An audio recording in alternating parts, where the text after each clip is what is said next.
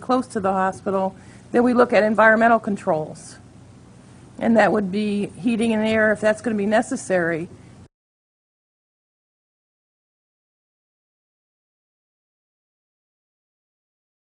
It doesn't have to be, you know, buses are air conditioned, and maybe the stops do need to be air conditioned because somebody has to sit there.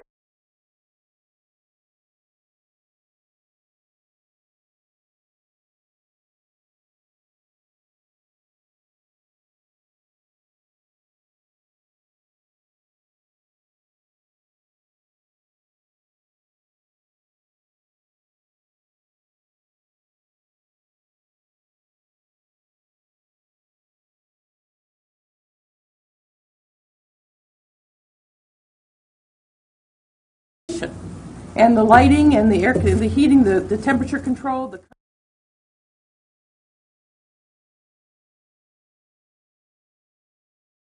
But all these topics that you're bringing up make it sound like there's a lot of fear, and I think that there's going to be a lot of normal people, college students, people going to Clark State, people going to Wright State, people going to jobs. I think there's going to be a lot of people. So as these things are explored, I don't think that there's going to be.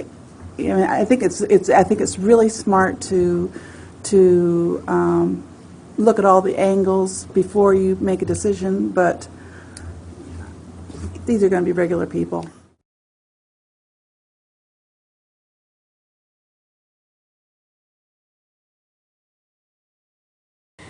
My thought was, rather than get into perhaps a legal battle that would waste taxpayer dollars, which I understand that no city or municipality that has tried that has prevailed,